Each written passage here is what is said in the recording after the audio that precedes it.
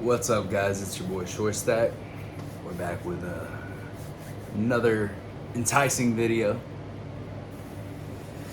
So, if you've been following the Israel-Iran conflict, it's gotten pretty interesting over the last few days, 3 or 4 days. If you'll recall, Israel started an offense against Iran, started bombing them, and it was in the inner city of Tehran, the capital of Iran. And all of this correlates back to the October 7th, which we're all familiar with. I won't recap any of that for you guys. But it all correlates back to that, because on October 7th, Hamas invaded Israel at a music festival where they killed about 1,200 to 1,600 Israelis and abducted between 250 and 350, somewhere in there, hostages. Took them back to the Gaza Strip. Then Hezbollah in the north got involved. It was real ugly. For quite a while, we're going on, almost 2 years of that, since that date, October 7th. And you fast forward to now, we're about 5 or so days really in deep to the Israel-Iran war, when the whole time Iran has backed Hamas. How did Hamas get the money to fly their little hang gliders in? To pay for the troops to do the mission. To get the ordnance, the rounds, the mortars, the artillery, the guns, the weapons. And then out of nowhere, how did Hezbollah join it? All of it, and it's not even out of nowhere. It's been known. Hamas is backed by Iran. Hezbollah is backed by Iran. I'm not breaking any new news saying that. You can go back to, and the trending topic right now is the forever wars. You guys know what a forever war is? It's just a war that you're involved in, and it's forever. It's very simple. It's very simple. A lot of people say they're pointless. A lot of people say there's no need for a forever war, and I agree. Totally agree. A forever war is basically two people that have a disagreement and they're gonna fight forever. That is in the term forever war.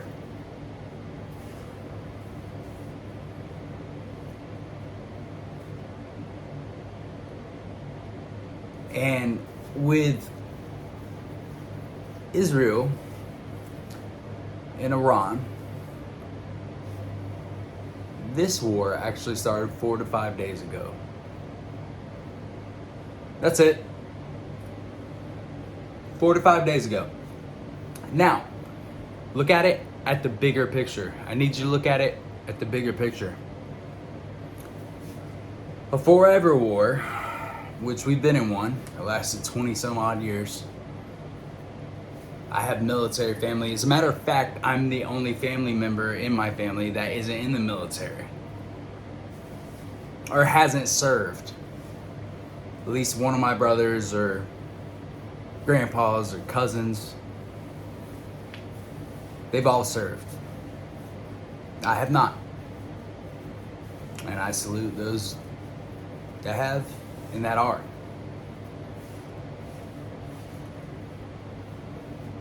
But if you ask any of them in that Bush administration forever war that we were in, where whenever we pulled out, finally, you know, a lot of people, a lot of our allies that we trained with, that we worked with on a day-to-day, they all got killed. Because we pulled out so quick and left a bunch of equipment behind for them to utilize, salvage. It was just a shit show. The whole thing was a shit show. If you ask anybody that was in that forever war, you know which one I'm talking about. The only forever war that we've been a part of. It was a shit show. Now guys, I do not think this is a shit show, because if you broaden your horizons just a little bit, take it from here, Iran, Israel, bring it out. Who are the superpowers? We got Russia, you got China, you got America. You might have a couple other pretty dominant military power countries out there. But you got Russia, you got China, and you got America. Israel is our ally. I don't care which side of the fence you sit on. Israel is our ally, guys. Anybody that is watching this, Israel has been our ally. Before you watch this, after you watch this, they're always going to be our ally. It doesn't matter if you support what they do in Gaza, what they've done. A lot of women and children died. A lot of terrorists died too. They fought hard to get back abducted men, women, and children. Israel, they fought hard to get back their citizens, dead or alive. They fought hard. It doesn't matter if you back them or not on what they have done. They are America's allies. Do you understand that? So there's this big talk of a forever war. Guys, if one of our allies, that's what an allegiance is. Hold on, let's break this down, make it a little bit more simple. An allegiance, an ally, NATO, and Trump doesn't even like NATO. He thinks it's stupid. But let's break NATO down to a very small, simple format. What that is it's me and my buddy that I grew up with. If anybody fucks with my buddy, I've got my buddy's back. That's it. Pure cut and dry. Sign. Shake the hand. It's not our war. Don't put boots on the ground. We don't need to be a part of it. They're our allies. I don't care what side of the fence you are on. We shook.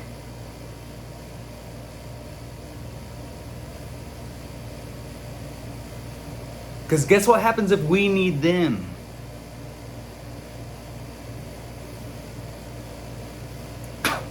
They shook. We're going to call on them and we want them to come. Because that's my buddy I grew up with. And if you fuck with him, I'm going to fuck with you. It's clear cut and dry, guys. Iran backed Hamas. Iran backed Hezbollah. Iran, in that forever war,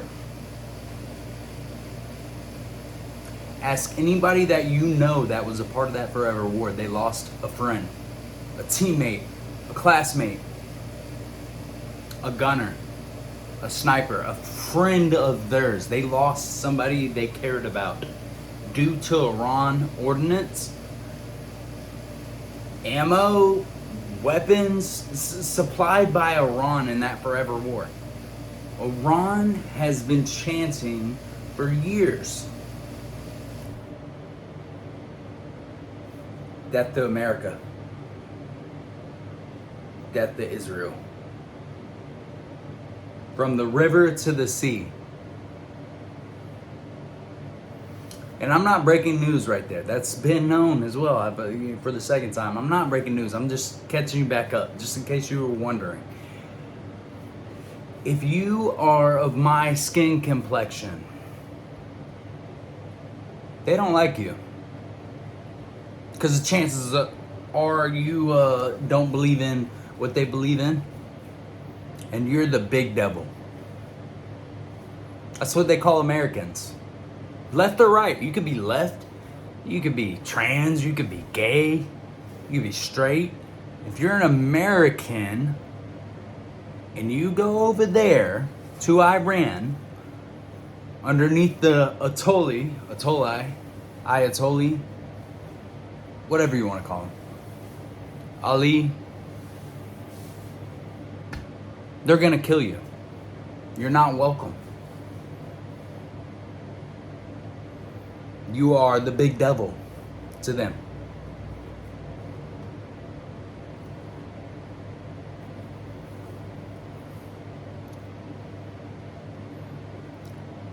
President Trump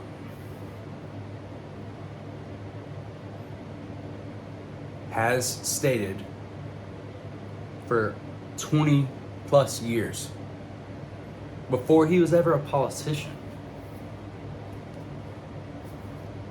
Iran cannot have nuclear capabilities.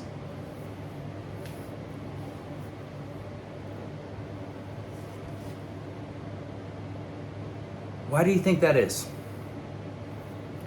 A man that was solely really real estate, building, designer, made his fortune off of real estate and building.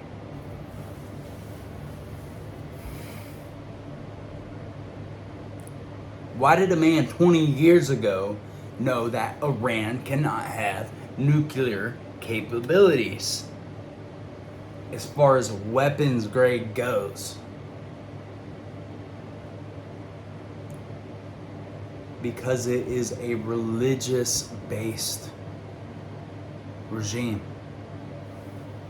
Radicalism.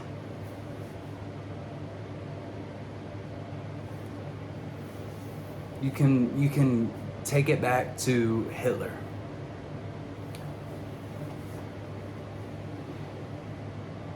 He wanted the complete annihilation of the Jews. That is a radical human being. Regardless of what he believes in, that is a radical human being. In Iran, the Ayatollahs regime is radical. They want you dead. They want me dead. They want the Jews dead. It's as simple as right from wrong. Here in America, we just, a couple clicks ago, we were all sensitive about racism and systemic racism. And I mean that wholeheartedly. I'm not joking around, guys.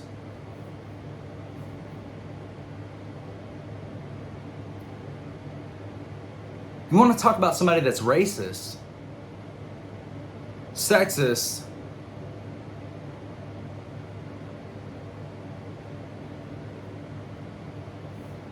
look no further. You're wasting all of your time on these ICE riots. We're trying to protect us in America. Look no further if you want to direct your anger at somebody than somebody that wants you dead. It's clear cut and dry. I don't give a fuck if you're left leaning or right leaning. Liberal or Republican. They want you dead. You're an American. You are the big devil. And they had 60 days to come to the negotiation table about the nuclear program. Day 61 hit.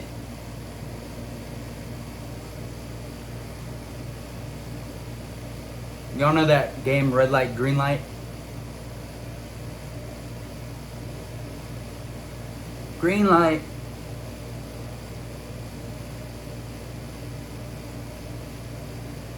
That's what Trump did. Israel. Green light. Now what do you need? Wow. Red light. Okay, stop, Israel. Wow, y'all did a lot. Oh, Fordo? You don't have the capabilities of penetrating Fordo? Well, we have B-32 bombers that can carry the payload that you need. Bunker busters. And I say let's do it. Because Donald Trump isn't in the market for regime building. He is in the market for diplomacy and negotiating. Nobody is giving this president a chance to work, to cook, if you will. Even some of his MAGA supporters, Tucker Carlson,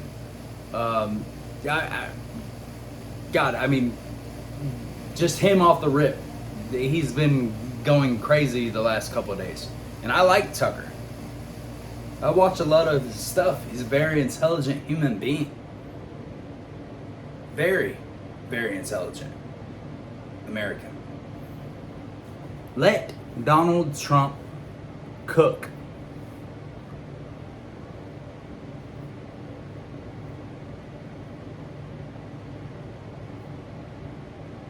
Because he's been right about majority of everything he has done since he's been in. I'm not saying he's right about everything. He came into the Israeli-Hamas situation. He came into the Russia-Ukraine situation. And I know your argument could be, well, he said he would have it handled on day one. How would you have it handled on day one? Steve? Chad? Jessica? Whatever your name is like, if you're giving him crap about not having it solidified by now. You understand he's the president of America. He's going to put America first. Vladimir Putin is his own individual that cares about his own country.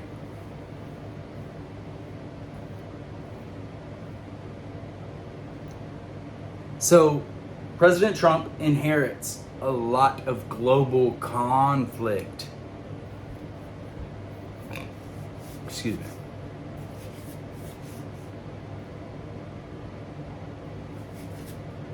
Take all of that information in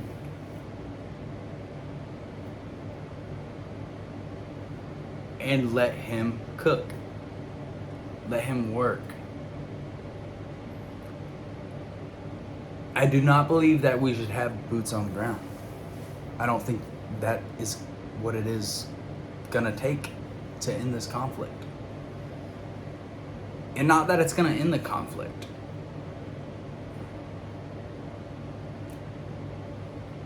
You go over to Iran, a lot of the people over there are just regular people that want to live their lives. They want to praise Allah, their God. Just like how we want to praise our God, Jesus Christ.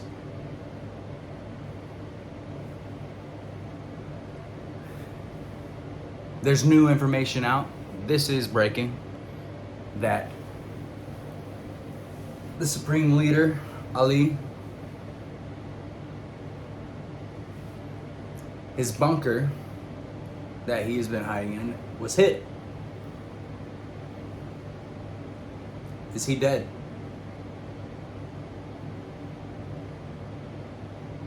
This was just breaking a few minutes ago.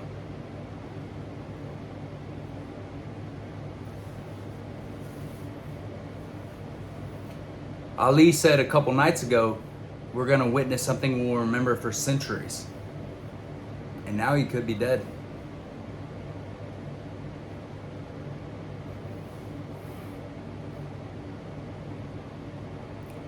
Iran does not need nuclear weaponized capabilities. They will hurt you, they will hurt me.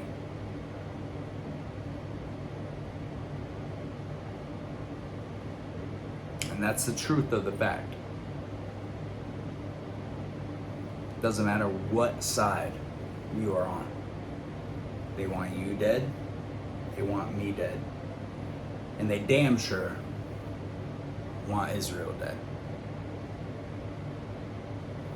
So I believe whatever us as America can do to assist our ally, they are our ally. That's my buddy. You fuck with him, I'm gonna fuck with you. Anyway, let me know what y'all think down in the comments. Make sure to subscribe and give me a like if you like what your boy's saying. It's your boy Shortstack P. I'll see you on the next one.